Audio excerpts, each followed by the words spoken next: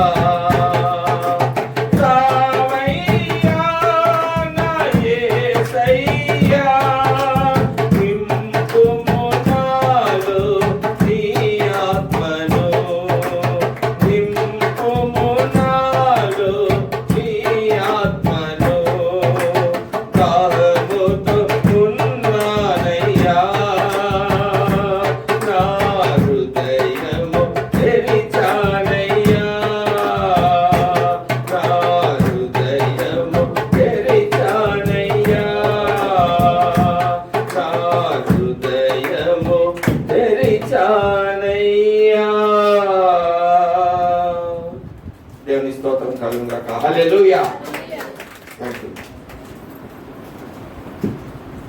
దేవునికి స్తోత్రం. హల్లెలూయా. హల్లెలూయా. దాహముతో కదా ఎంతో ఉన్నారమ్మా, ఉన్నారా? చాలా సంతోషం. మీరందరూ నిజంగా దేవుని యొక్క వాక్యాన్ని వినటానికి దాహంతో కూడి ఉన్నారని నేను నమ్ముతున్నాను. దాహంతో ఉన్నప్పుడు మనం ఏం చేయాలి? పాట ఏంటండి? దాహంతో ఉన్నప్పుడు మన హృదయాన్ని తెరవాలి కదా. నోరు తెరవకుండా నీళ్ళు తాగుతారా సిస్టర్? తాగుతారు కదా. మనకి ఎంత పెద్ద నోరు ఉందో తెలుసుకుని తాగుతాం కదా. అంటే వాక్యము చాలా విలువైంది. వాక్యం అంటే ఏంటమ్మా? దేవుని యొక్క మాట కదా. దేవుని యొక్క మాట చాలా విలువైంది కదా. అందుకే బైబిల్లో పరిశుద్ధ గ్రంథంలో ఏముంటుంది? వాక్యము వెలుగై ఉన్నది కదా. వెలుగు అంటే మన యొక్క హృదయములు అంధకారాన్ని తీసేసేది వాక్యము. దేవుని స్తోత్రం. హల్లెలూయా. ఎందుకంటే ఆ విని మన హృదయంలో యొక్క వాక్యాన్ని మనం నింపుకున్నప్పుడు మన యొక్క హృదయంలో ఉన్న చీకటి ఏమైంది? వెళ్ళిపోయింది అన్నమాట. పాపంగా నూతనం అయిపోయింది కదా. అదేవిధంగా వాక్యం ఎలాంటిదంట? సబ్బు లాంటిది కూడా. ఇంకా చాలా ఉన్నాయి. చుత్తు లాంటిది, సబ్బు లాంటిది కదా. సబ్బు అంటే ఏంటి? మనలో ఉన్న మురికిని, మలినమని మొత్తము తీసేసేది కదా. మన హృదయాన్ని, అందుకే పాటలో హృదయాన్ని తెలుగుమయ్య కదా. చాలా సంతోషం. ప్రియ దేవుని పెట్టారా మనము మరి దేవుని యొక్క వాక్యంలోకి ఉన్నాం. మిమ్మల్ని అందరినీ దేవుని యొక్క వాక్యంలోకి ఆహ్వానం పొందుతున్నా. శ్రద్ధగా మీరు భయభక్తులు కలిగి దేవుని యొక్క వాక్యాన్ని వినాలని మనస్ఫూర్తిగా కోరుకుంటున్నాను. అదేవిధంగా లైవ్లో చూస్తున్న ప్రతి ఒక్కరు కూడా నా హృదయపూర్వకంగా తెలియజేసుకుంటున్నాను. ఈరోజు ప్రియ దేవుని పెట్టారా లేవి కాండం నుంచే మనము కొన్ని వారాల నుంచి మనము ఇశ్రాయేలు ప్రజలు జరుపుకున్న 7 పండుగల్లోనే ఆత్మీయ అర్థాన్ని మనము తెలుసుకుంటున్నాం.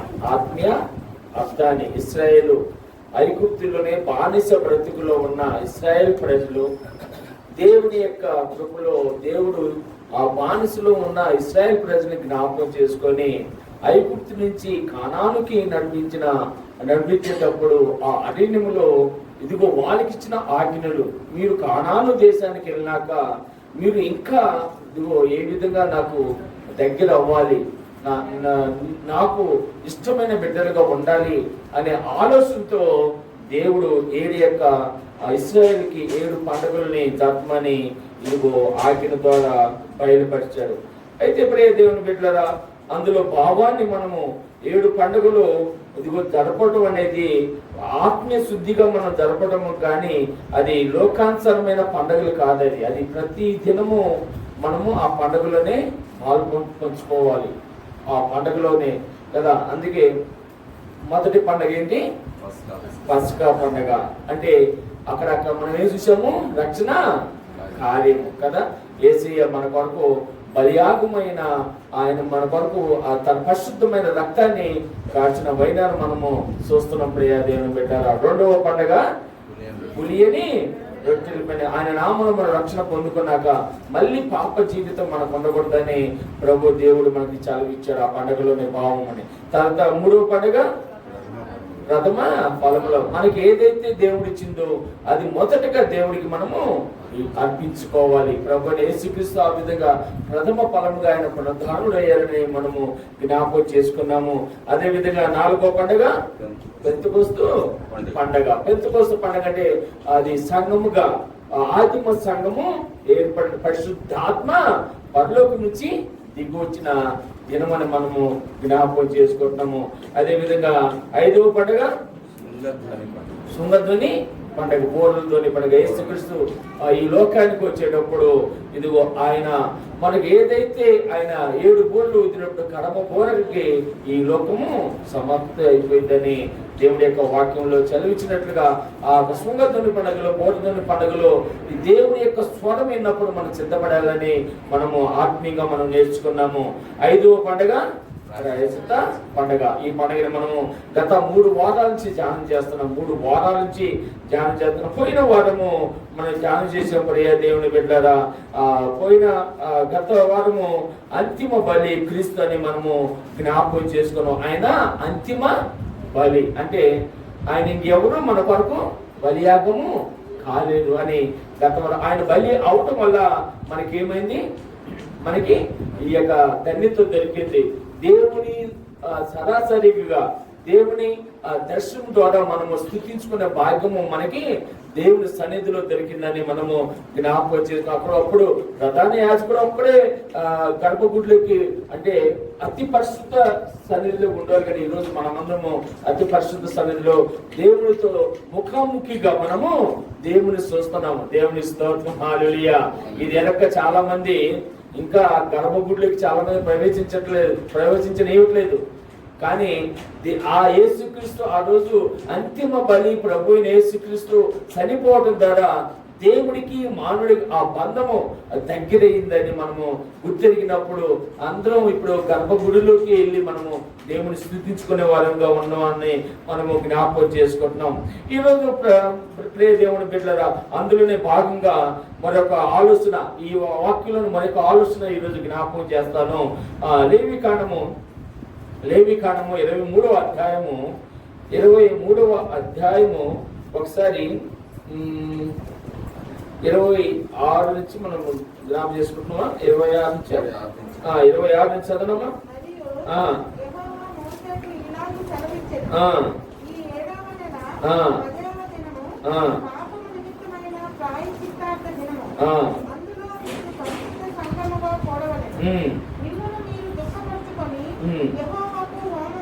దేవునికి స్తోత్రం, హల్లెలూయా. ప్రాయశ్చిత్త దినము రోజు మరొక ఆలోచన ప్రభు అయిన దేవుడు ఈరోజు పరిశుద్ధాత్మ ద్వారా మనకు చదివిస్తున్న మాట ఏంటంటే, ఇదిగో ఇక్కడ చూడండి, మిమ్మును మీరు దుఃఖపరుచుకొని యెహోవాకు హోమము చేయవలెను. ఈ ప్రాయశ్చిత్త దినము రోజు, ప్రాయశ్చిత్తం అంటే ఏంటి? ప్రాయశ్చిత్తం అంటే ఇంత ముందు చెప్పాను, ఇదిగో మనము మన పాపము నిమిత్తము, మన యొక్క దోషము నిమిత్తము, మన యొక్క ఈలోక సంబంధమైన మన చేసిన ఇదిగో ఈలోక సంబంధమైన జన్మ పాపము, కర్మ పాపము ఏదైతే ఉందో వాటన్నిటినీ ప్రభు అయిన యేసుక్రీస్తు మీద వేసుకొని మనము బలియాగమైన స్థానంలో ప్రభు అయిన యేసుక్రీస్తు మన కొరకు మరణించాడు. అయితే ఆ మరణించిన ఆ స్థితిని జ్ఞాపకం చేసుకొని మనము ఏం చేయాలి? అయ్యో, నా కొరకే కదా ప్రభు యేసుక్రీస్తు నా కొరకే కదా మరణించింది, నా పాపం నిమిత్తమే కదా, ఇదిగో ఆయనలో ఏ పాపము లేదు, కానీ నా పాపం వల్లే కదా ఆయన మరణించిందని మనము ఇదిగో ప్రాయశ్చిత్తముగా మనం ఏం చెయ్యాలి? ప్రభువా, ఇంకొంచి ఒక ఇదిగోనైనా మంచి మార్గములు, ఇదిగో ఒకప్పుడు పాప జీవితం ఉండేది, ఇప్పుడు ఆ పాప జీవితం తీసేసుకొని ఇదిగో నీ కొరకు నేను ఇదిగో పరిశుద్ధునిగా జీవిస్తాను నాయన, నాలో ఏ కలంకము మడత లేకుండా ఇదిగో నీ కొరకు ప్రభువా నేను జీవిస్తానని మనము ఇదిగో పశ్చాత్తాపంతో ప్రాయశ్చిత్తం చేసుకోవాలి. అందుకే ఒక ఉపమానం మీకు చెప్పాను, అన్నదమ్ముల యొక్క ఉపమానం ఫస్ట్ రోజు నేను మీకు వివరించాను. ఆ తమ్ముడు చేసిన పాపానికి, ఆ తమ్ముడు చేసిన నేరానికి అన్నేమయ్యాడు? బలి అయినప్పుడు ఆ తమ్ముడు ఊరుకున్నాడా? అప్పుడప్పుడు ఏమాడు? ప్రాయశ్చిత్తం చేసుకున్నాడు.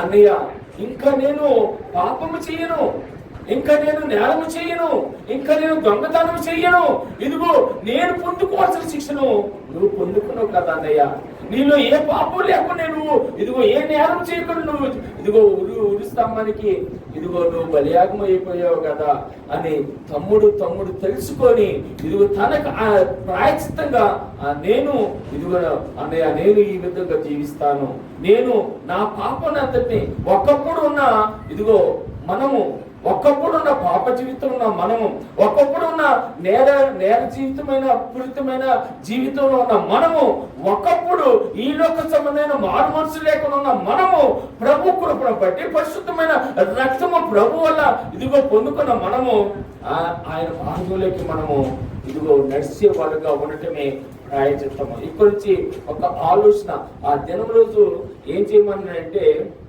ఆయన దుఃఖ పరుచుకొనడి. దేవుని స్తోత్రం, హల్లెలూయా. ఏం చేయమంటాడు? మిమ్ముని మీరు దుఃఖపరుచుకొని కదా. మన తప్పు మనకు తెలిసిందనుకోండి, మనం ఏమవుతాము?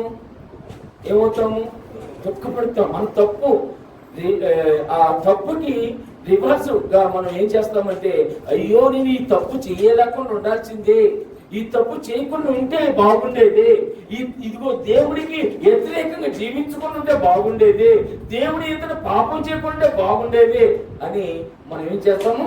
పశ్చాత్తాప పడతాము, ప్రాయశ్చిత్తం చేస్తూ దీనికి నేనేం చెయ్యాలి ప్రభువా, నేను ఏ విధంగా జీవించాలి నాయన అని ఇదిగో మా దేవుని సన్నిధిలో మనము ఆ దేవుని అడుగుతాం. అందుకే లేవి కాండంలో 16వ అధ్యాయంలో 29వ వచనంలో, 16వ అధ్యాయం 29వ వచనంలో అక్కడ ఇది మీకు నిత్యమైన కట్టడ, స్వదేశులుగాను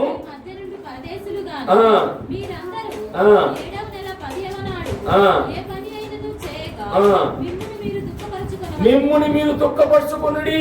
దేవునికి స్తోత్రం, హల్లెలూయా. మిమ్ముని మీరు దుఃఖపరచుకొనుడని చాలా మంది ఏం చేస్తారమ్మా? కొరడతో కొట్టుకొని గాయాలు చేసుకొని ఏడ్చేవాళ్ళు. అటు ఏడకూడదు. దుఃఖపరచుకునేది అంటే ఏంటి? ఒక ఆయన వాక్యంలో మిమ్ము కన్ను అభ్యంతరపరిచిన ఎడల, దేవుని వాక్యం ఏముంది? మిమ్మల్ని కన్ను అభ్యంతరపరిచిన ఎడల ఆ కన్నుని తీసేయమన్నాడు కదా. ఆయన పాప నిజమే అనుకొని షాక్ తీసుకొని కన్ను పీకేసుకున్నాడంట. ఏం చేశాడమ్మా? కన్ను అవును తెలియదు, కన్ను పీకేసుకున్న వాళ్ళు ఉన్నారు. ఇదిగో మిమ్మల్ని పాములు తొక్కిన కానీ ఏ హాని చేయదని ఒక ఆయన పాములతో ఆటాడు, గోపుకేసి కొడితే అప్పుడు జస్ట్ 5 నిమిషాల్లో చనిపోయాడు. వాక్యాన్ని వ్యతిరేకంగా భావంతో, వాక్యాన్ని ఇది దాని ఉన్న ఆ ఆత్మీయ సంబంధమైన భావం తెలుసుకోలేకుండా అనేకులు ప్రవర్తిస్తున్నారు ప్రియ దేవుని. ఇక్కడ నీ కన్ను అభ్యంతర పరిచినాడని ఏమంటున్నాడు? నీ కన్ను తీసేసుకొని నీ చూపును మలుచుకో, నీ చూపుని మలుచుకోమని అర్థం. కానీ నీ కళ్ళు దేవుడిచ్చిన కళ్ళు, దేవుడిచ్చిన అవయ పీక్కోమని కాదు. ఇక్కడ నువ్వు దుఃఖపరచుకునేదంటే చాకులు పద పీక్కొని నేను దుఃఖపడతానంటే కాదు. ఇక్కడ ఆత్మశుద్ధిగా దేవుని ఎదుట పాపం చేసిన పశ్చాత్తాపంతో దేవుని యొక్క బిడ్డలుగా మనము దేవునికి వ్యతిరేకమైన పనులు చేసినప్పుడు మనము దుఃఖపడాలి. దేవునికి వ్యతిరేకమైన పనులు, తండ్రి అయిన దేవుడికి ఇదిగో మనం వ్యతిరేకంగా జీవించినప్పుడు, మన పాపములు మనకి ఇంకా అంటుకొని ఉన్నప్పుడు ఇదిగో మనలో ఆ పశ్చాత్తాప పడాలని దేవుడి యొక్క ఆలోచన ప్రియ దేవుని బిడ్డలారా. అందుకే అలాగే దుఃఖపడకపోతే అంట వాళ్ళు ఏమంటారో తెలుసా? లేవి కాండం 23వ అధ్యాయంలోనే 29:30 చదవండి. 29:30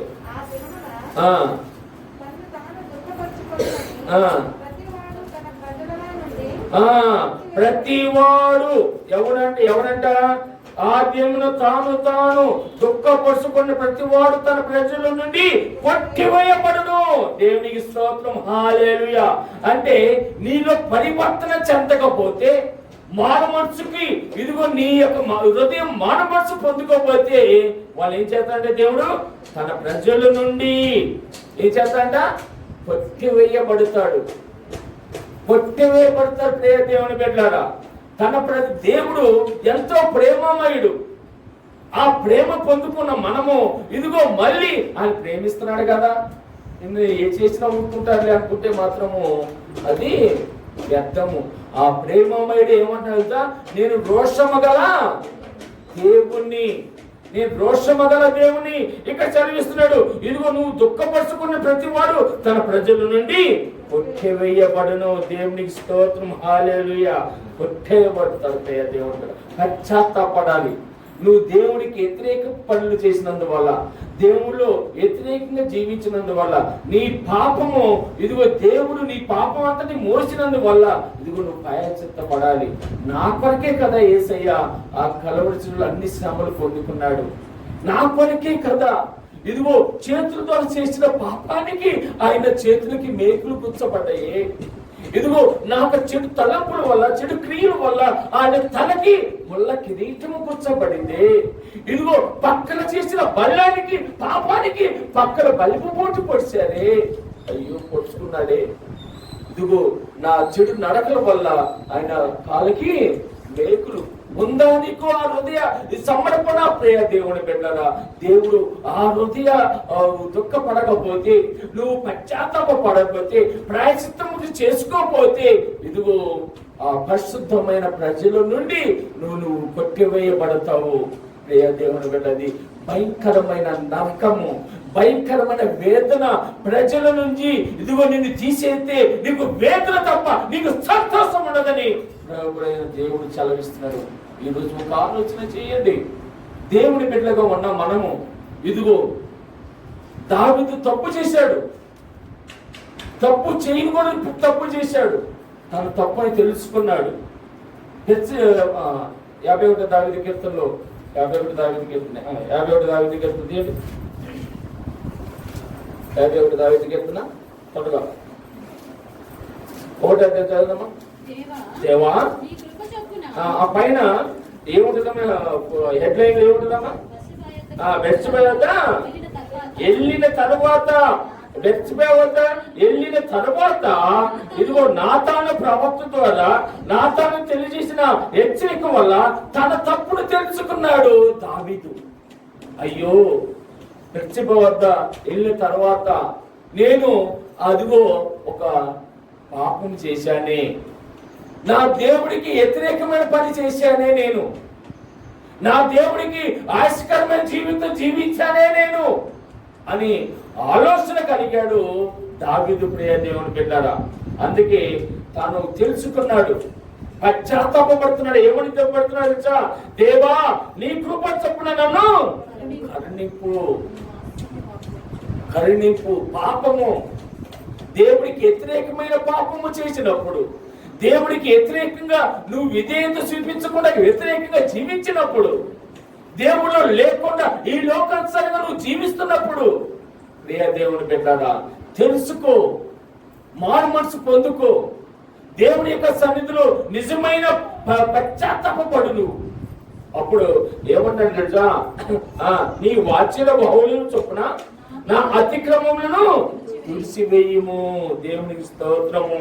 నీ యొక్క వాత్సల్య బహుళము చొప్పున. దేవుడు వాత్సల్యుడండి. ఆయన వేధించిన వారి కొరకు, కొరడ దెబ్బలు కొట్టిన వారి కొరకు, మొక్క మీద ఉమ్మేసిన వారి కొరకు, ఆయన అవమానించిన వారి కొరకు, తండ్రి వీరేమి చేస్తున్నారో వీరు వెలుగురు కనుక ఆయన వాత్సల్యం ఎంత గొప్పదో ఒకసారి జ్ఞాపకం చేసుకోండి. ఏ స్థితిలో ఉన్న తండ్రి ఎద్దుకు వచ్చి నువ్వు క్షమాపణ అడిగితే ఆయన వాత్సల్య భోజమున నా అతిక్రమములను తుడిసివేయము, నా దోషములను పోనట్లు నన్ను బాగుగా కడుగుము. అబ్బా, పశ్చాత్తాపడుతున్నాడండి. అది దుఃఖపరచుకోవటం అంటే. దుఃఖపరచుకోవటం అంటే మనలో ఉన్న దేవుడికి వ్యతిరేకమైన కార్యములు, మనలో ఉన్న ఈ చీకటి సంబంధమైన కార్యములు, అమ్మాయినండి, మనలో ఉన్న ఈ యొక్క దురాత్మ సంబంధమైన కార్యములు ఇదిగో మనం వెంటాడుతున్నప్పుడు, మనం దేవుడి ఆత్మీయంగా ఎదగకుండా దేవుడికి వ్యతిరేకమైన పనులు చేస్తున్నప్పుడు మనము ఇదిగో దేవుడి సన్నిధిలో కూర్చొని ఆధేయపడాలి, మన హృదయాన్ని దుఃఖపరచుకోవాలి. అందుకే ఒకవేళ నువ్వు ఆ విధంగా దుఃఖపరచకపోతే తన ప్రజల నుండి కొట్టివేయబడతావు. దేవునికి స్తోత్రం, హల్లెలూయా. తెలుసుకోబడే దావీదు అందుకే పశ్చాత్తాపడ్డాడు. ఇక్కడ పశ్చాత్తాపడి దేవుని తెలుసుకున్నాడు. దేవుని యొక్క నోములు, దేవుని యొక్క కృపలో పశ్చాత్తాపం, యేసుక్రీస్తు వేసిన ఇదిగో పశ్చాత్తాప పడాలని యేసుక్రీస్తు ప్రాయశ్చిత్తము ఇదిగో ఆయన చేసిన ఆ మరణ హోమానికి, ఆయన చేసిన త్యాగానికి మనము పశ్చాత్తాపం, మన పనికే కదా ఆయన ఇదిగో మన పాప నిమిత్తం ఈరోజు మనం అందరం పరిశుద్ధులుగా దేవుని సన్నిధిలో కూర్చుంటామంటే ఆయన కృప కాదా ప్రియ దేవుని బిడ్డరా? ఒక వ్యక్తి ఈ రోజు ప్రపంచానికి ఒక పశ్చాత్తాపంగా ఇదిగో దేవుడు అవకాశం ఇచ్చాడు. ప్రపంచం మొత్తానికే దేవుడు అవకాశం ఇచ్చాడు.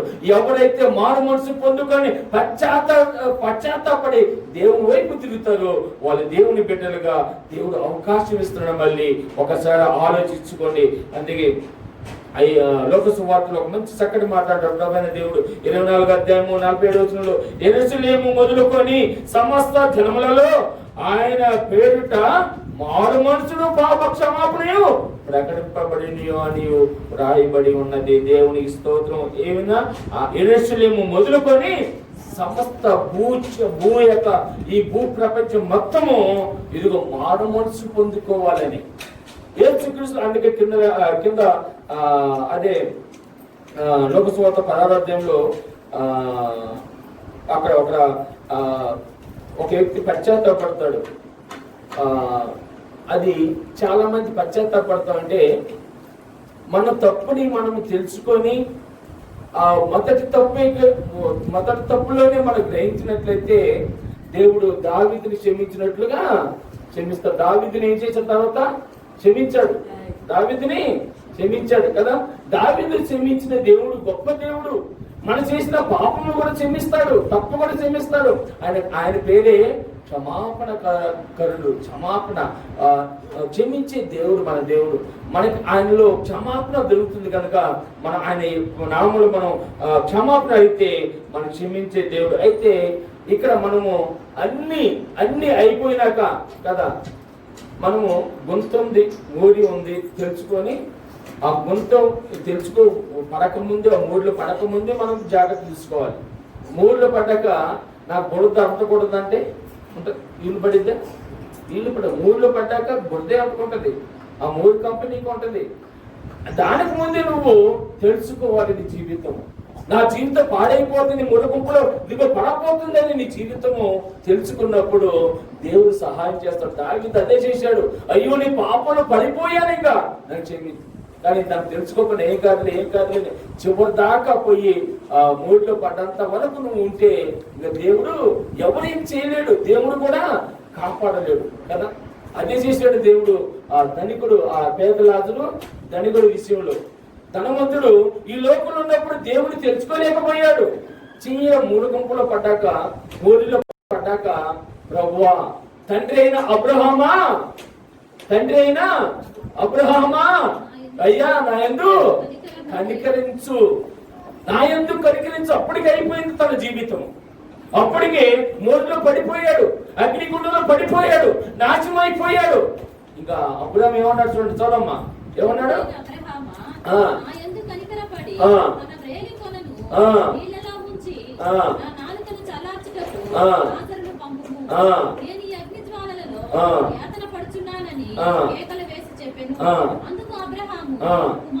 కుమారుడా నీవు నీ జీవిత కాలమందు నీకిష్టమైనట్లు చాలమ్మా.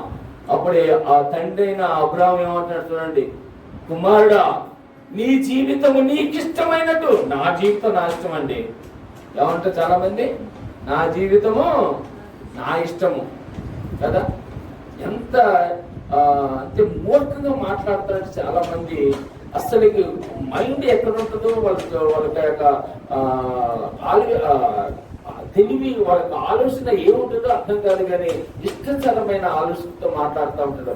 చిన్న పెద్ద అనేది తెలియకుండా మూర్ఖపు మాటలతో మాట్లాడే వాళ్ళకి ఇదిగో తన జీవితం ఒక ఉదాహరణ. అగ్ని గుండెలో మాడిపోతున్నాడు. తండ్రి అయిన అబ్రహామా నా వల్ల ఇప్పుడు ఏం కాదయ్యా, అయిపోయింది నీ లైఫ్. నీ యొక్క జీవిత కాలంలో నువ్వు సంతోషంగా నువ్వు ఎవరిని లెక్క చేయకుండా బ్రతికావు. ఇప్పుడు ఏం లాభం? జీవితం నాశనం చేసుకున్నాక ఎవరేం బాగు చేయలేదండి. జీవితం పాడైపోయినాక ఎవరేమీ చేయలేదు. దేవుడు కూడా చేయలేని స్థితిలోకి వెళ్ళిపోయాడు ఆయన. దేవుడు ఇదిగో తాను చేసిన ఆ మనిషి ఆ స్థితిని దేవుడు లెక్క చేయకుండా ఉన్నప్పుడు అందుకే అబ్రహాం అంటాడు, నువ్వు ఉన్న స్థితిలో ఎవరిని లెక్క చేయలేదే, విరివీగిపోయావుగా నీ కథముతో నాకు ఉంది కదా అని ఆలోచించావు. ఇప్పుడు ఏమైంది నీ స్థితి, ఏమైంది నీ బ్రతుకు? ఇక్కడ అతని బ్రతుకు ఏమైంది? అగ్ని గుండంలో తాగటానికి అక్కడేమో బీరు నిండా ఫ్రిడ్జ్ నిండా ఇసుకి బాటిల్, బీరు బాటిల్, గమ్ము బాటిల్లో ఉండే పాపం. ఆయనకి అందించే వాళ్ళు ఒకళ్ళు, కోచే వాళ్ళు ఒకళ్ళు, తాపే వాళ్ళు ఒకళ్ళు కదా. అంత ధనవంతుడు ఒక్క చుక్క డ్రాప్ వాటర్ కోసం పశ్చాత్తాపడుతున్నాడు అక్కడ. కానీ ప్రయోజనమే లేదు అక్కడ. ప్రయోజనం ముందే మారాలి. నువ్వు మారు మనసు పొందుకో ముందే, నీ స్థితిని గమనించుకో ముందే, నువ్వు నాశనం కాకముందే నీ స్థితిని మార్చుకోమన్నాడు దేవుడు చెప్పాడు ఇక్కడ. అందుకే ఇసుకలకు యూత జీవితం జ్ఞాపకం చేసుకోండి. ఏసైని అమ్ముకుంటే చాలు కదా. ఏసైని వచ్చేస్తే నాకు బాగా ధనం వచ్చేసింది, ఆ ధనంతో నేను బాగా సంపాదించుకోవచ్చు, ఆ ధనంతో నేను బాగుండొచ్చు, జల్సాగా ఉండొచ్చు కదా.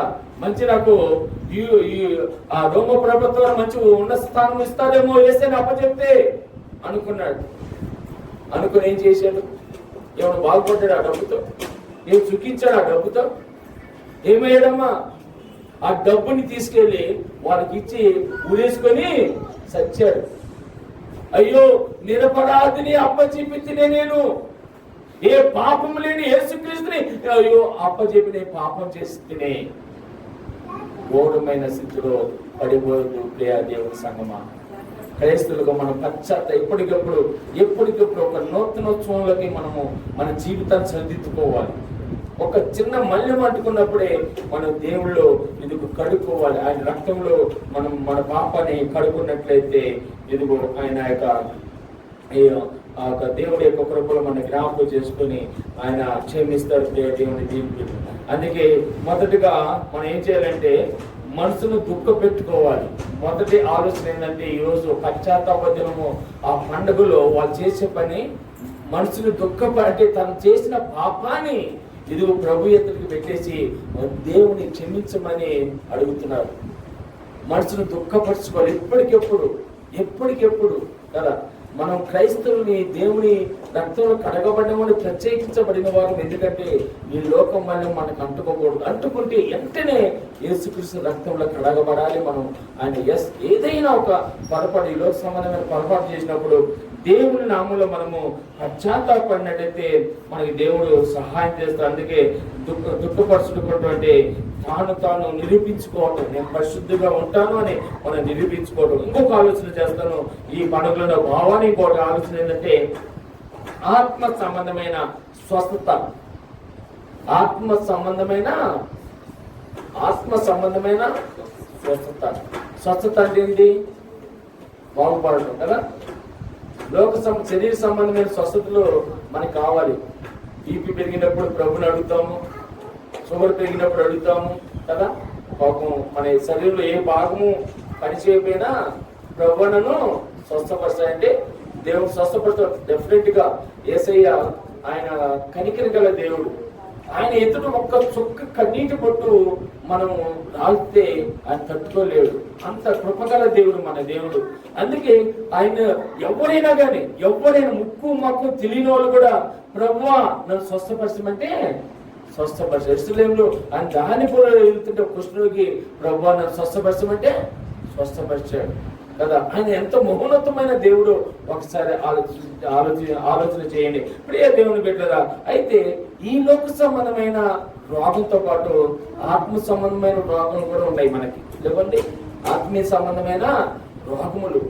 ఈ యొక్క రోగములు, ఈ పై రోగములు డాక్టర్లు ఉన్నారు స్వస్థపరచడానికి, పైన రోగాలు. కానీ ఆత్మ సంబంధమైన రోగములు ఎవరు స్వస్థపరుస్తారండి? చాలా మంది డాక్టర్లు కూడా అంటారు కదా, మనోవ్యాధి అండి, మనోవ్యాధి, దీని డాక్టర్ లేదంటారు. మనోవ్యాధిని ఎవరు నయం చేస్తారు? మనోవ్యాధిని నయం చేసేది ప్రభు అయిన యేసుక్రీస్తు డాక్టర్, వైద్యుడు మాత్రమే. దేవుని స్తోత్రం, హల్లెలూయా. ఆ వైద్యుడు పరమ వైద్యుడు అంటే ఆయన వైద్యుడికే వైద్యుడు. అందుకే ఈ లోక సంబంధమైన రోగములు మనకి ఏం చేయవు, కానీ ఈ ఆత్మ సంబంధమైన రోగములు మాత్రము అది మన ప్రాణాన్ని తీసేసింది. అది మన ప్రాణాన్ని తీసేస్తాయి. క్యాన్సర్ కంటే మహావ్యాధి, ఈ కరుణ వ్యాధి కంటే మహాకరమైన వ్యాధి కలిగిన ఈ ఆత్మ సంబంధమైన రోగములు ప్రియ దేవుని బిడ్డ. అందుకే యెషయా గ్రంథము ఒకసారి 61వ అధ్యాయము 10-11 వచ్చిన చూద్దాం.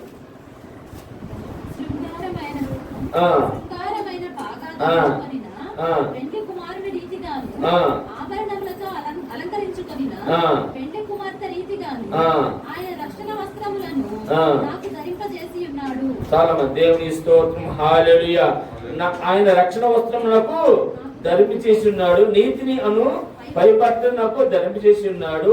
కాగా యెహోవాను బట్టి మహా ఆనందంతో నేను ఆనందించున్నాను. నా దేవుని బట్టి నా ఆత్మ ఎలా ఉందంట? ఉల్లాసంగా ఉందంట కదా. ఇందాక ఒక ధనవంతుడు చెప్పాను, ఆయన దేన్ని బట్టి ఉల్లాసంగా ఉన్నాడు? తనకున్న ఓతను బట్టి ఉల్లాసంగా ఉన్నాడు. కానీ దేవుని బట్టి ఉల్లాసంగా ఉండాలంట. దేవుని బట్టి ఉల్లాసంగా ఉండాలి. దేవుని స్తోత్రం, హల్లెలూయా. మనకున్న డబ్బులు పెట్టి ఉల్లాసంగా ఉండకూడదు. దేవుడు మన హృదయంలో ఉన్నాడు. చూడండి అమ్మ, దేవుడు మన హృదయంలో ఉన్నప్పుడు మనము సంతోషంగా ఉండాలి. దేవుని స్తోత్రం, హల్లెలూయా. దేవుడు మన హృదయంలో ఉన్నప్పుడు ఆనందం ఉంటది. ఆ దేవుడు మన హృదయంలో ఉన్నప్పుడు నిజమైన సంతోషం ఉంటది. ఆ దేవుడు లేకపోతే మాత్రము మన హృదయంలో అంధకారమే ఉంటది. కాబట్టి అందుకే ఆయన అంటే చూడండి, అక్కడ పైన శృంగారమైన పాక అంటే సంతోషకరమైన పాక. పెళ్లి కుమారుడికి పాక పెడతారు కదమ్మా, ఏమంటారు దీన్ని? పాక అంటారా? టోపీ పెడతారు కదా, టోపీని ఏమంటారు? పాక అంటారా? ఇందులో టోపీ పెట్టుకుంటారు కదమ్మా, పెళ్లి చేస్తే తలపాక అంటారు కదా. అదే శృంగార పాక అంటే. ఇక్కడ చూడండి, దేవుడు పెళ్లి కుమారుడిని దేంతో పోల్చున్నాడంటే, పెళ్లి కుమారుడు ఎవరు? ప్రభువైన క్రీస్తు. సంఘం ఎవరు? వధువు. అంటే దేవుని బిడ్డలు వధువు, పెళ్లి కుమారుడు యేసయ్య. అయితే వాళ్ళ బంధము ఇక్కడ ఆ బంధముతో పోల్చుతున్నాడు. భార్య భర్తల బంధం ఎంత పవిత్రమైందంటే చాలా పవిత్రమైంది దేవుని దృష్టిలో. ఇప్పుడు కలుషితమైపోయిందిలేండి భార్య భర్తలు అంటే. అయితే దేవుని దృష్టిలో చాలా పవిత్రమైంది. ఆ పవిత్రతతో పోల్చుకుంటూ ఆ భార్య భర్తల బంధముతో ఇదిగో ఆయన ఏమన్నాడంటే, ఆయన రక్షణ వస్త్రం నాకు ధరింప చేసి ఉన్నాడు, నీతిని అను పైపట్టు నాకు ధరింప చేసి ఉన్నాడు. అందుకే వీటన్నిటిని బట్టి ఆత్మలో ఏ విధంగా ఉండాలంట? సంతోషించాలంట. మనకిచ్చిన రక్షణ బట్టి మనం సంతోషించాలి. మనకిచ్చిన దేవుని సన్నిధిలో దేవుని ఆరాధిస్తున్న చూడు, దాన్ని బట్టి మనము సంతోషించాలి. దేవుడు ఈరోజు దేవుని సన్నిధిలో ఉన్నాము చూడు, దాన్ని బట్టి మనం ఆనందించాలి. అంతేగాని దేవుని సన్నిధిలో లేకుండా మనం ఈ లోక సంబంధం ఏది ఉన్నది మనకి సంతోషం ఏది ఇప్పుడే దేవుని బిడ్డల. అందుకే ఆయన మౌనతమైన దేవుడు. ఆత్మీయమై దీనులైన వారు ధన్యులు అంటారు మత్తయి సువార్తలో. ఆ ఆత్మీయమై దీనులైన వారు ధన్యులు, వారు ఓదార్చబడతారు. ఆత్మ నీకు స్వస్థత పొందుకుందా? లేదు నీ ఆత్మలో రోగాలు ఉన్నాయా? ఆ రోగములు ఉంటే దేవుని నామములో స్వస్థపరచుకో. అందుకే మన పోని వారు చెప్పాను, అపొస్తలుడైన పౌలు గలతీయులకు రాసిన పత్రిక 5వ అధ్యాయము 19-22 మనకి జ్ఞాపకం చేసుకుంటే, అక్కడ శరీర సంబంధమైన క్రియలు, ఆత్మ సంబంధమైన క్రియలు, ఆత్మ సంబంధమైన ప్రేమ, సంతోషము, సమాధానము, ఆ శరీర సంబంధమైన ఇది జాగ్రత్తము, అపవిత్ర, కామకత్వము, విగ్రహారాధన. ఇవన్నీ రోగములండి. నీకు జాగ్రత్త ఉందా? కామకత్వం ఉందా? ఈస్ట్ ఉందా? పగ ఉందా నీ హృదయంలో? ఇవన్నీ నీ హృదయానికి రోగములు, నీ హృదయంలో రోగములు అన్నమాట. వీటిని స్వస్థపరచుకో. దేవుడు స్వస్థపడితే ఆ ఎటువంటి తీసేసి వాటి ప్లేస్ లో ప్రేమ, సంతోషము, అనురాగము ఇవన్నీ దేవుడు నీకు ఇస్తాడు. ఇది ఆత్మ సంబంధమైన స్వస్థత అంటే అది. ఆ పాప రోగం ఉంది. ఆ పాప రోగం మన జీవితంలో మన హృదయంలో ఉన్నప్పుడు మనం రోగిస్తున్నామే. అది తీసేసినప్పుడు ఆ ప్రేమ, సంతోషం, అనురాగము మనకు ఉన్నప్పుడు ఇది అది ఆత్మ స్వస్థత. ఆత్మ స్వస్థత అంటే అది ప్రేమ, సంతోషం. కింద గలతీయులకు రాసిన పత్రిక 5వ అధ్యాయం 2వ వచనం 22 అయితే ఆత్మ ఫలములు ఏమనగా ప్రేమ, సంతోషము, సమాధానము, దీర్ఘశాంతము, దయాలత్వము, మంచితనము, విశ్వాసము, సాత్వికము, ఆశా నిగ్రహము. ఈ యొక్క 9 దాన్ని ఏమంటారమ్మా? 9 ఫలముల ఆత్మ ఫలములు. ఆ 9 ఫలములు నీ హృదయంలో ఉంటే నువ్వు పరిపూర్ణ ఆరోగ్యం. దేవుని స్తోత్రం. పరిపూర్ణమైన నువ్వు రోగిష్టమైన ఎప్పుడు అనుకుంటావు? ఆ పైన 19 వచ్చిన చదవండి సిస్టర్. 19 వచ్చిన దానత్వము, అపవిత్రత, కామకత్వము, విగ్రహారాధన, వ్యభిచారము, ద్వేషము, కలహము, మత్సరము, క్రోధములు, సత్యం. ఇవి ఉన్నాయి చూడండి. ఇవి ఉంటే నువ్వు రోగిష్టం అన్నమాట. ఈ నిజమైన రోగిష్టం. ఈ లోక సంబంధమైన బీపీ, షుగర్ నిజమైన రోగం కాదండి. ఈ దేవునికి రాజ్యానికి వెళ్ళటానికి ఎలాంటి అడ్డుపరచం. ఈ దేవుని యొక్క పరలోక రాజ్యానికి వెళ్ళటానికి ఎలాంటి మనకి ఇబ్బంది పెట్టవు. దేవుని రాజ్యానికి వెళ్ళటానికి ఇబ్బంది పెట్టేదంటే ఇది ఏది? జాగ్రత్తము, అపవిత్రత, కోపము, ద్వేషము, వ్యభిచారము, ఇవన్నీ దేవుని రాజ్యానికి వెళ్ళలేవు కనుక అందుకే ఆ దేవుని రాజ్యంలో ఈ యొక్క పశ్చాత్తాపడిన రోజు ఈ దుఃఖ పరిస్థితులు ఈ ఉంటే దుఃఖపడమంటాడు దేవుడు. ఈ యొక్క ఒకవేళ నీవు జీవితంలో ఉంటే నువ్వు ఆత్మ సంబంధమైన స్వస్థత పొందుకోమంటాడు దేవుని బిడ్డలారా. కాబట్టి దేవుని యొక్క నామంలో మనము పశ్చాత్తాపడటానికి 3వ ఆలోచన దేవుడు ఈరోజు ఇంకొక ఆలోచన చెప్తున్నాడు. పశ్చాత్తాపానికి పిలుపు. ఈ పండుగ రోజులో దేవుడు మనకి అక్కడ లేవికాండము మొదటిగా అన్నట్టు చూడండి. ఏమన్నాడు? లేవికాండము ఒకసారి ఎన్నికెళ్దాం. లేవికాండము 23వ అధ్యాయము 26వ వచనం. మరియు మోషేకు ఇలాగ చదివించును, ఈ 7వ నెల 10వ దినము. దేవుడు ఏమంటున్నాడు? పిలిపిస్తున్నాడు, ఆహ్వానం పలుకుతున్నాడు. ప్రాయశ్చిత్తానికి సిద్ధపడండి. నీలో ఉన్న లోపాలను ఏదైతే ఉందో ఆ లోపాన్ని తీసేసుకొని ఇదిగో దేవుడు చేసిన కార్యాలను బట్టి ఇదిగో నువ్వు చనిపోవాల్సిన స్థానంలో ప్రభు అయిన యేసుక్రీస్తు చనిపోయాడు కాబట్టి నువ్వేం చేయాలి? ప్రాయశ్చిత్తము చేసుకోవాలి. పశ్చాత్తాపానికి దేవుడు పిలిపిస్తున్నాడు. ప్రాయశ్చపడుతున్న సమస్త జనులారా ఎందుకు రండి. ఏ స్థితిలో ఉన్నా ఆయన ఏం చేస్తున్నాడు? మనని ఆహ్వానం పలుకుతున్నాడు. ఇక్కడ కూడా పశ్చాత్తాపానికి ఆహ్వానం పలుకుతున్నాడు దేవుని బిడ్డలారా. అందుకే అక్కడ ప్రకటన గ్రంథంలో మనం అంతకుముందు 7 సంఘాల గురించి మనం జ్ఞాపకం చేసుకున్నాం. ప్రకటన గ్రంథంలో 7 సంఘాల గురించి జ్ఞాపకం చేసుకున్నాం. అక్కడ లావోదిక సంఘం అనే ఆ స్థితిని అందరూ ఏంటంటే ఆ లావోదిక సంఘంలో ఉన్న స్థితిని మనకు ఉండకూడదు. లావోదిక సంఘంలో ఏ స్థితి ఉందంటే ప్రకటన గ్రంథం 3వ అధ్యాయము 17వ వచనం అందరూ చదవగలనమ్మా. నువ్వు దౌర్భాగ్యుడివి, దిక్కుమాలినవాడివి, దరిద్రుడివి, గుడ్డివాడివి, దిగంబరుడివి ఉన్నావని ఎరుగుగా. అవునమ్మా, ఇక్కడ నీకున్న స్థితిని ఇక్కడ జ్ఞాపకం చేస్తున్నాడు. అంటే యేసుక్రీస్తులో మారు మనసుకు వచ్చినా కూడా, యేసుక్రీస్తు రక్తంలో కడగబడిన తర్వాత కూడా, యేసుక్రీస్తును దేవుని బిడ్డగా చెప్పుకుంటున్న తర్వాత కూడా ఇదిగో నువ్వు ఉన్న స్థితిని ఏమన్నాడు తెలుసా? ఇక్కడ ఏమంటా? నువ్వు దౌర్భాగ్యుడివి కదా. ఆ ధనవంతుడు ఏం చేస్తున్నాడు? తనకున్న డబ్బును బట్టి హెచ్చించబడుతున్నాడు. అంటే అతనుకున్న హోదాను బట్టి హెచ్చించబడ్డాడు. కానీ ఏ రోజైనా దేవుని ఎదుట పశ్చాత్తాపడ్డాడా? దేవుని ఎదుట తన పాపాన్ని తెలుసుకున్నాడా? దేవుని ఎదుట తన తప్పుని తెలుసుకున్నాడా? దేవుని ఎదుట అయ్యో యేసుక్రీస్తు నా కొరకు ఇంత త్యాగం చేశాడే, ఒక మౌనోత్తమైన సింహాసనం వదిలిపెట్టి, దవనవనమైన సింహాసనం వదిలిపెట్టి, ఆ మౌనోత్తమైన స్థలాన్ని వదిలిపెట్టి నా కొరకు దరిద్రుడిగా ఈ లోకానికి వచ్చాడే అని తెలుసుకున్నాడా? తెలుసుకోలేదు. అందుకే ఏమన్నాడు తెలుసా? అలాంటి స్థితిలో ఉన్నవాళ్ళు ఇదిగో పశ్చాత్తాపడానికి దేవుడు ఏ స్థితిలో ఉన్నవాళ్ళని ఇదిగో ఏమన్నాడు తెలుసా? నువ్వు దౌర్భాగ్యుడివి, దిక్కుమల్లి వాడివి, దరిద్రుడివి, గుడ్డివాడును, దిగ్గాంబడివై ఉన్నావు ఎనక నేను ధనవంతుని ధనవృద్ధి చేసి ఉన్నాను, నాకేమీ పదవలేదని చెప్పుకుంటున్నావు. దేవునికి స్తోత్రం. హల్లెలూయా. ఎంత గొప్ప ఆలోచన చూడండి. అక్కడ ఏమన్నాడంట చూడమ్మా ఒకసారి. నేను ధనవంతుడును అంటే నాలో ఏమి విశ్వాసం లేదండి. నాలో ఏమి విశ్వాసం లేదు. బయటికి వెళ్ళి ఏమని చెప్తాను, అబ్బో నేను చర్చిలో బాగా వాడబడతానండి. వాళ్ళు ఎవరు చూడరు కదా, చర్చిలో బాగా వాడబడతానండి కదా. చర్చిలో ఏం చేస్తాను, బాగా ఏం లేదు. చర్చిలో అసలు ప్రార్థన అయితేనే ప్రార్థన రాదు. బయట పోయి నేను విశ్వాసనండి, దేవుని పెట్టినండి, యేసుక్రీస్తు రక్తంలో కడగబడ్డానండి అని చెప్పుకుంటే ఏమో ఉపయోగం ఉందా?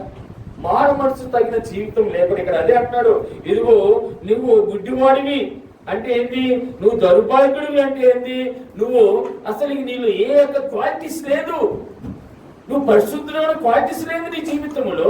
కానీ నువ్వేంటి, అబ్బో నేను పరిశుద్ధుని అని చెప్పుకుంటున్నావు. ఇక్కడ అదే అంటున్నాడు. ఏమంటాడు, నేను ధనవంతుడిని. వాడు దరిద్రుడే అసలుకి. ఇక్కడ ఏమన్నా బయటకు నేను చెప్పుకుంటున్నాను, దరిద్రుడు. నేను ధనవంతుని అని చెప్పుకుంటున్నాను. దరిద్రుడు ధనవంతుని చెప్పుకుంటే ఎలా ఉంటుందమ్మా? ఎవడన్నా గుడ్డోళ్ళు నమ్ముతారేమో, తెలియని వాళ్ళు కదా. కానీ దేవుడు మాత్రం నమ్ముతాడా? దేవుడు ఎదుట మనం ఏం దాచిపెట్టగలమా? మన నీతి ఆయన ఎదుట ఎలా ఉందంట, మురికి గుడ్డ మన నీతి కదా. ఎప్పుడు అది జ్ఞాపకం చేసుకోండి.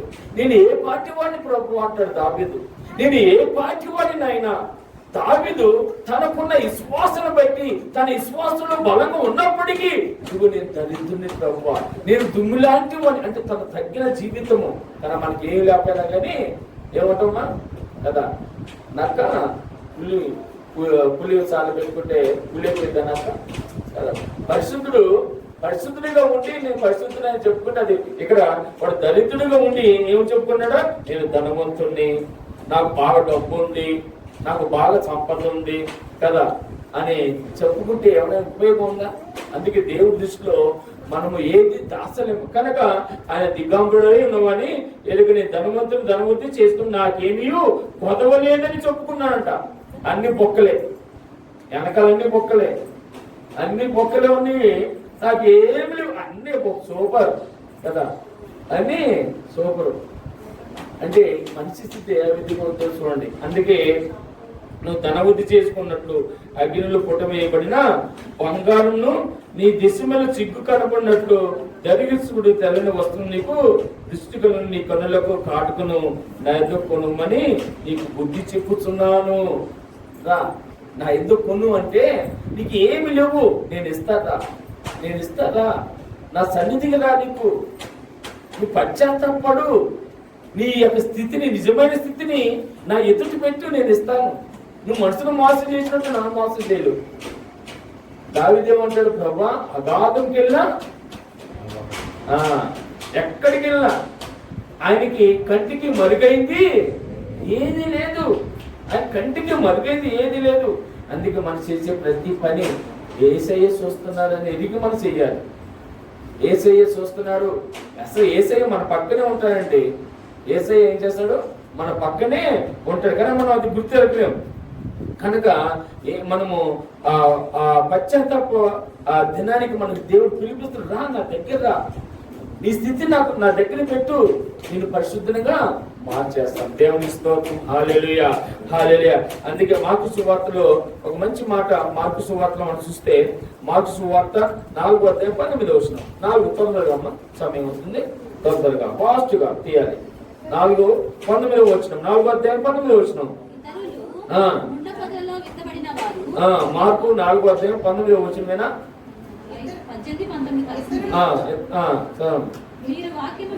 అక్కడ వీరు వాక్యము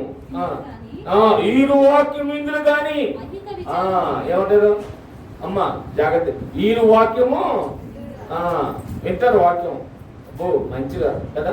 ఆరాధన ఆదివారం వచ్చారంటే మంచి వస్తారు, మంచి ఫ్యాన్లు కదా. కొన్ని రోజుల మధ్య దేవుడి చిత్తం ఏసీలు పెడతాం మనం చర్చికి. దేవుడి స్తోత్రం.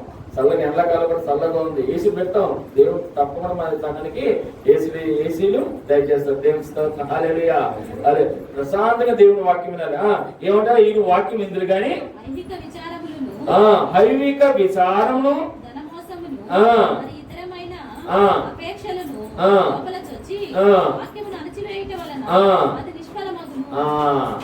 వింటారు పాపమా.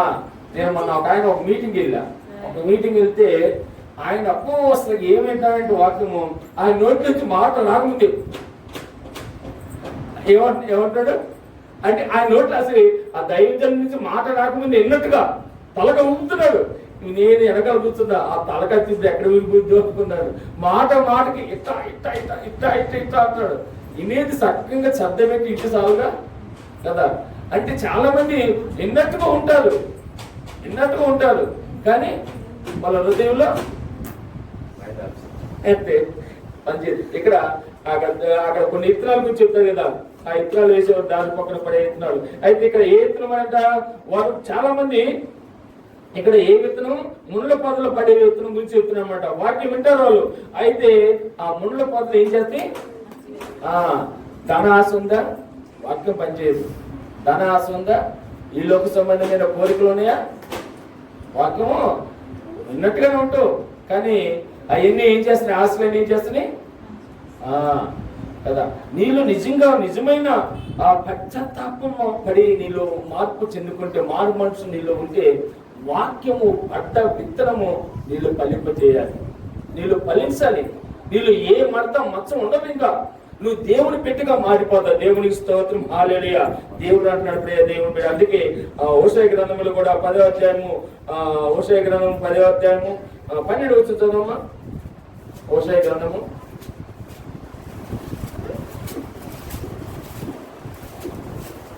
10:12 త్వరగా. హోషేయ గ్రంథము 10వ అధ్యాయము 12 వచనం.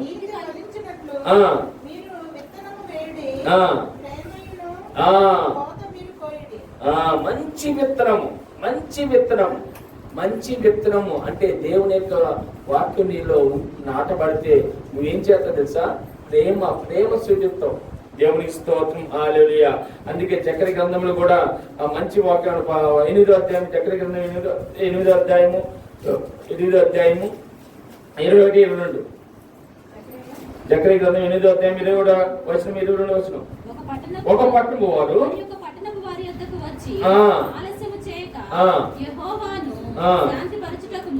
సైన్యములకు అధిపతియగు యెహోవాను వెదకుటకును మనము పోదము రండి అని చెప్పగా కదా. వాక్యము నీలో ఫలింపజేస్తే నువ్వేం చేయాలంటే చూడండి, ఆలస్యము చేయక ఏమంటాడు అక్కడ? యెహోవాను శాంతి పరచుటకు ఆలస్యము చేయక. ఇది అండర్లైన్ చేసుకోండి. ఆలస్యం అంటే యెహోవాకు శాంతి పరచుటకు అంటే నువ్వు లేట్ చేస్తే దేవుడు నీ మీద ఏం చేస్తా కోపంతో ఉంటాడు. ఆయన శాంతి పరచడానికి నువ్వు వేగరమై రావాలి. ఎప్పుడు వాక్యం నీలో పనిచేస్తుంటే, నీలో మారు మనసు పొందినప్పుడు, దేవుడు ఇక్కడ కూర్చున్నప్పుడు, ఇక్కడ సమయం వచ్చినప్పుడు దేవుడు మన కోసం వెయిటింగ్. చూడండి ఎంత ఆలస్యం చేయక యెహోవా యొక్క శాంతి పరచుటకు సైన్యములకు అధిపతికి యెహోవాను వెతుకుటకు మనము పోదము రండి. మన ఇంట్లో రండి. సమయం మనము ఆశ కలిగి ఉండాలి. దేవుని శాంతిపరచు. ఒకవేళ నువ్వు సమయాన్ని కోల్పోతే ఏమంటారు? రండి అని చెప్పువారు మేము ఒత్తుమందులు. అనేక జనములు బలము గల జనులను ఎరుసలేము సైన్యములకు అధిపతికి యెహోవాను వెతుకుటకు యెహోవాను శాంతిపరచుటకు వందుడు. దేవుని శాంతిపరచాలంటే నువ్వు సమయానికి రండి. భాష గట్టి అసలు ఈ రోజు మంది కాదు. లేచిన గట్టి శాస్త్రం చెప్పాడు 5 గంటల నుంచి పరుగుడు. దేనికి? దేవుని శాంతిపరచాలి. దేవుని వెతకటానికి నీకు ఎక్కడ దొరుకుతుందో తెలుసా? దేవుని యొక్క సన్నిధిలో సైనికులు కలిపి దేవుడు శాంతిపరచ. అందుకే ఈ పశ్చాత్తాప దీనిని దేవుడు పిలిపిస్తుందా? శాంతిపరచడానికి నన్ను నా సన్నిధి రా అని. అందుకే శ్రమలకు అప్పుడు దేవుడు ఏం చేస్తారు తెలుసా? కీర్తన గ్రంథము 119 దావిది కీర్తనలో 67వ అధ్యాయము 119 అమ్మా. శ్రమ కలగగా మునుపు నేను త్రోవ విడిసితిని, ఇప్పుడు దేవునికి స్తోత్రం, నీ వాక్యము అనుసరించి నడుచుకొనిస్తున్నాను. శ్రమలు ఇంక రావు నీకు. కష్టాలు, వేదలు, ఈ లోక శ్రమ చాలా దేవుడు తప్పించబడతా అంటే దేవుడు మౌనతమైన దేవుడు నిత్యం మనం కాపాడుతున్నాడు. గద్ద కోడి పిల్ల ఏ విధంగా అద్దెకుపోవాలని సాతాను ప్రయత్నం చేస్తున్నాడు తెలుసా? సాతాను ప్రయత్నం చేస్తున్నప్పటికీ దేవుడు కోడి తన బిడ్డలు ఏ విధంగా రెక్కలు చాటున భద్రపరుచుకుంటుంది, దేవుడు అలాగే భద్రపరుస్తున్నాడు. అయ్యా దేవుడు బిడ్డరా, అలా కాపాడకపోతే నేను ఈ రోజులు ఇక్కడ ఉండేవాడిని. దేవుడు నన్ను జ్ఞాపకం చేసుకోకపోతే, ఇదిగో సజీవు లెక్కలు ఆయన నన్ను ఉంచకపోతే ఈరోజు నేను ఇక్కడ నిలబడేవాడినా. దేవుడు ఎంత కృప చూపించాడు, ఎంత కాపుదల, ఎంత రక్షణ దేవుడు చూపిస్తున్నాడు. ప్రియ దేవుని బిడ్డరా, ఆ దేవుని యొక్క కృపలో మనం ఆ విధంగా ఉన్నట్టే ఆ పశ్చాత్తాపడినప్పుడు మనం తెలుసుకున్నప్పుడు ఇదిగో దేవుడు మనం రచిస్తాడు. చిలువేసినప్పుడు యేసు ప్రభుతో పాటు ఎంతమందిని చిలువేశారు? ఇద్దరు దొంగ కదా. ఒక దొంగ అప్పటికప్పుడే పశ్చాత్తాపడ్డాడు, అప్పటికప్పుడే పశ్చాత్తాపడ్డాడు. అని మనం చేసింది లోక సువార్త 39:43 కదా, 39:43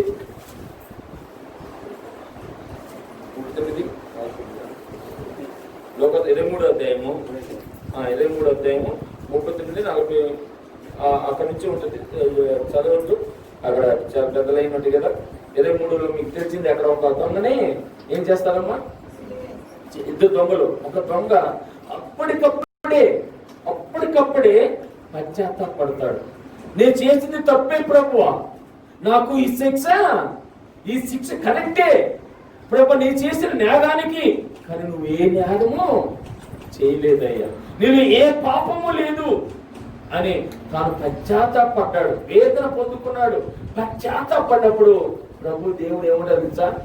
నేడే నువ్వు నాతో పరదేశంలో, నేడు నువ్వు నాతో పరదేశంలో ఉంటావు అబ్బా. ఎంతనే దేవుడు క్షమించాడు. అది పశ్చాత్తాపడినప్పుడు, వాక్యం నీళ్ళు పనిచేసినప్పుడు నీళ్ళు మార్పు వస్తుందా? ప్రియ దేవుని బిడ్డరా, ఒకసారి జ్ఞాపకం చేసుకోండి.